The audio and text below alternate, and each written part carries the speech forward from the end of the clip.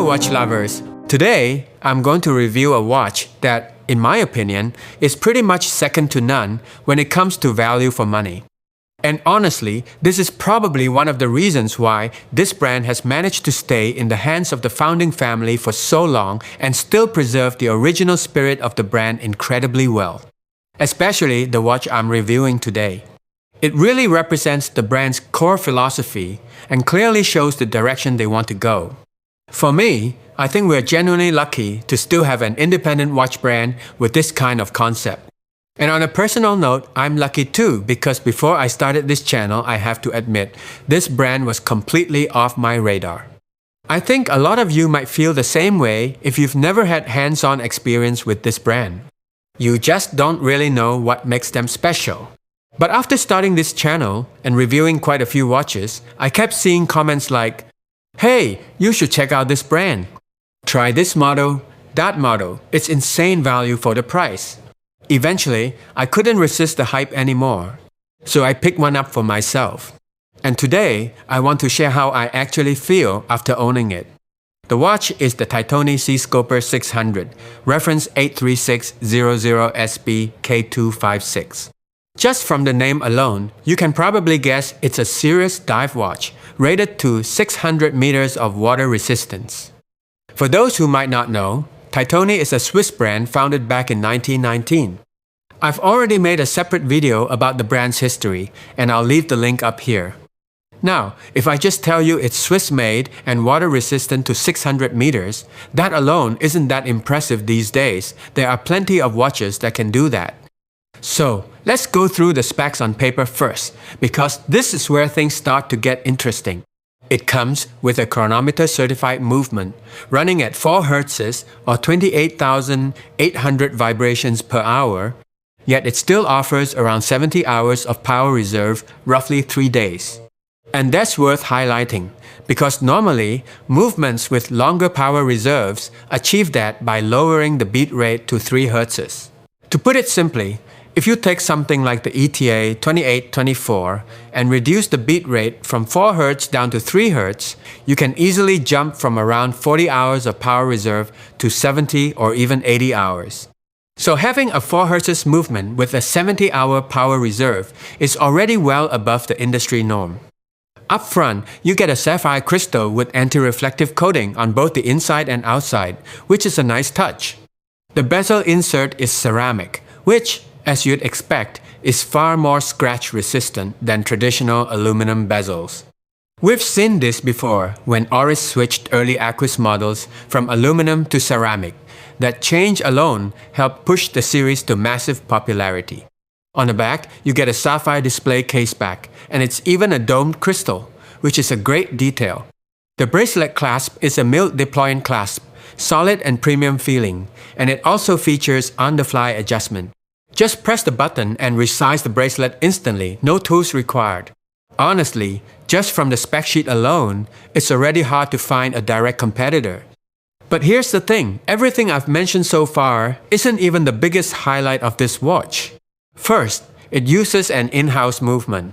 Second, and more importantly, is an in-house movement that's chronometer certified. As I've said many times on this channel, if a watch is in-house just for the sake of being in-house, I'm not that impressed. I actually like ETA or Sellita movements a lot. They're reliable, easy to service, and cheaper to maintain. But this movement delivers chronometer-level accuracy, a 70-hour power reserve, and still runs at 4 Hz. That combination alone puts it a step above many competitors. Or if you compare it to another in-house competitor like the Oris Caliber 400, which also runs at 4 Hz and offers an enormous 5-day power reserve around 120 hours. That's seriously impressive. However, in my eyes, the Caliber 400 has one major drawback. It's not chronometer certified. Oris claims the accuracy exceeds chronometer standards, and I don't doubt that, but there's no official certification backing it up. So at this point, you might be wondering, how does the Titoni in-house movement stack up against Tudor's in-house calibers? So, if you ask me which one is better overall, personally, I still think Tudor has a slight edge here. The main reason is the free-sprung balance wheel. Because of that design, the movement has a better chance of maintaining its accuracy over the long term 5 years, 10 years, even 20 years down the line compared to a traditional regulated balance. Now, at this point, some of you might be thinking, okay, but if that's the case, how can this really compete with Tudor's in-house movement? How can it go head-to-head with something like the Black Bay? And that's a fair question. For me, one of the biggest reasons I hesitated for a long time before buying a Tudor Black Bay is actually the bezel insert. Tudor still uses an aluminum bezel insert, and in terms of long-term durability and scratch resistance, that's simply not on the same level as ceramic. I understand why Tudor does this. They share the same parent company as Rolex, and there has to be a clear gap between a Rolex Submariner and a Tudor Black Bay. That said, everything I've mentioned so far is still not the biggest strength of the Titoni Seascoper. The real standout feature is the price. This watch retails at around $2,545 US. Put simply, that's roughly half the price of the watches we've been talking about, things like the Oris Aquis Caliber 400 or the Tudor Black Bay 58, which typically sit at or below $4,000 US. What's even more interesting is that despite costing half as much, in some areas the specs are actually better. At this point, some of you might be saying, specs on paper don't tell the full story. And you're right. So, let's move on and talk about the physical aspects of the watch, the things you can actually see and feel. The case diameter is 42 millimeters, which matches my own measurements. The lug-to-lug comes in at just under 52 millimeters, and the thickness measured from the top of the dome caseback crystal is about 14.9 millimeters. The lug width is 20 millimeters, tapering down nicely to 18 millimeters at the clasp. In terms of proportions, I think Titoni did a great job here. A 42 millimeter case is very much a modern sweet spot. The lug-to-lug length gives it a sporty, slightly hefty presence, and yes, at around 15 millimeters thick, it sounds chunky on paper. But for a watch rated to 600 meters of water resistance, this is actually very reasonable. To put that into perspective, the Omega Planet Ocean, rated to 600 meters, has a thickness of around 16.5 millimeters and a case diameter of 45 millimeters. That watch really demands a large wrist to wear comfortably. My wrist is about 7 inches, and even then, the Planet Ocean felt too big for me. Another area where I think the Seascoper really shines is the weight. On my 7-inch wrist, with the bracelet sized, the watch weighs around 194 grams. Yes, that's heavier than most typical dive watches, rated for 200 or 300 meters, which usually fall somewhere around 150 to 170 grams. But remember, this is a 600-meter dive watch.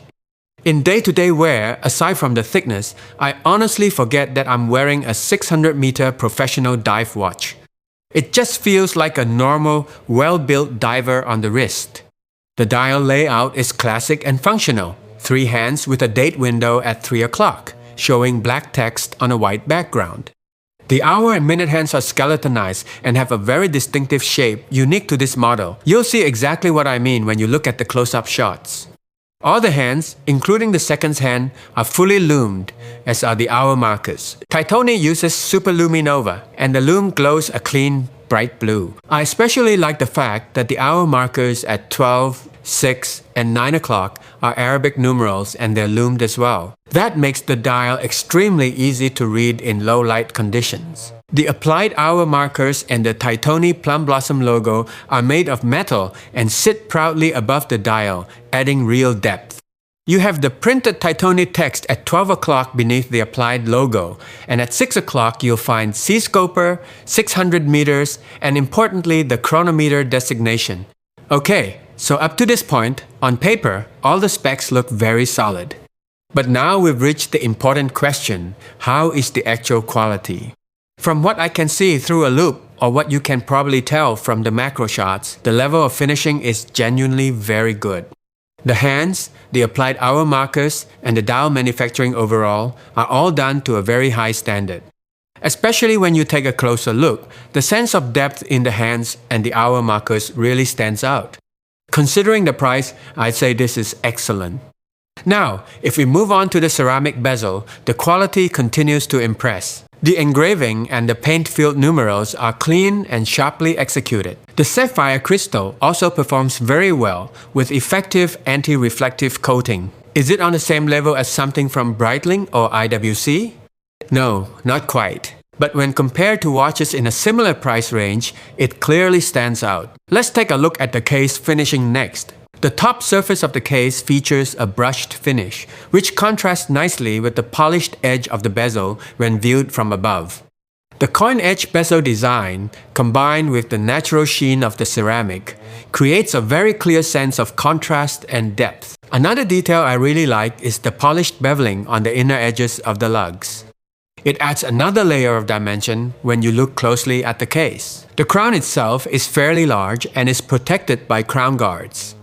It's polished and features the engraved Titoni plum blossom logo. Along the side of the case, the finishing is fully polished, and you'll also find the helium escape valve integrated here. The bracelet is a classic 3-link design.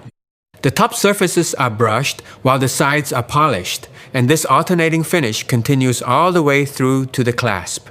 The clasp itself also features polished beveling. It uses a double push-button clasp system with the plum blossom logo in the center, along with laser-engraved Titoni and Seascoper text. One feature I really appreciate is that the plum blossom logo on the clasp actually hides the micro-adjustment button.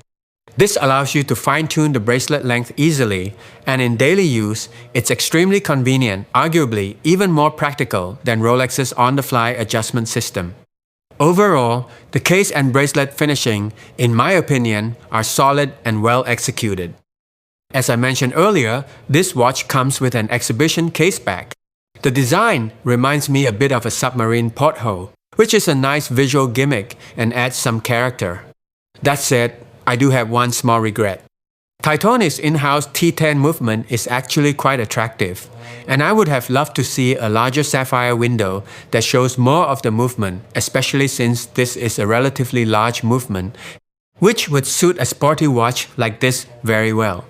This is quite different from something like the ETA 2824, which is a smaller movement and often looks undersized when displayed through a case back on a larger sports watch. Of course, since the Seascoper is a 600-meter dive watch, a larger sapphire caseback could potentially be a structural weak point, so the design choice does make sense. Alright, I think that covers everything in terms of build quality. Now, let's move on to the pros and cons.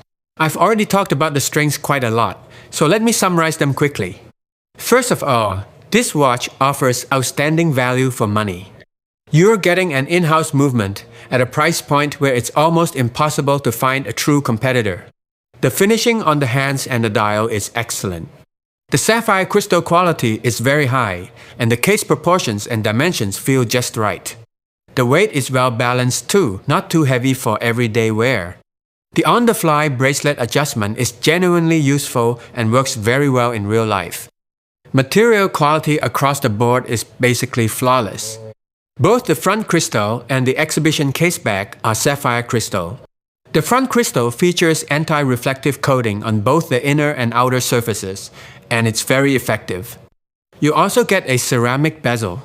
The power reserve is 72 hours, despite the movement running at a frequency of 4 Hz. And most importantly, the movement is certified to chronometer standards. Alright, now let's talk about the downsides. The first drawback, for me, is the design. Not because it looks bad, quite the opposite. It's a very good-looking watch, it wears beautifully, and it works in almost any situation. However, the design still feels a bit too traditional. To be very honest, it hasn't fully moved away from the Submariner design language. The second downside is the laser engraving on the clasp, the Titoni and Seascoper text. When you run your fingers over it, it can feel slightly sharp. Personally, I think proper engraving would not only feel better, but also look more premium. Other than that, I'll be very straightforward. I honestly can't think of many real complaints. For those of you who already own this watch, if you've noticed any downsides in daily use, feel free to leave a comment and share your experience. If I really want to be extra picky, one small detail would be the solid end links. The raised center section could have a sharper edge similar to the adjacent lengths to make the finishing feel more consistent. Alright, let's move on to the final verdict. I'm giving this watch a score of 9.8 out of 10. This is a new high for me in terms of watch reviews. For me, this watch sets a new benchmark in its price range. After being influenced by so many recommendations from viewers, I ended up buying it, and now I'm passing that recommendation on to all of you. If you're looking for a dive watch in this category, I genuinely believe the Titoni Seascoper 600 is the strongest option in this budget.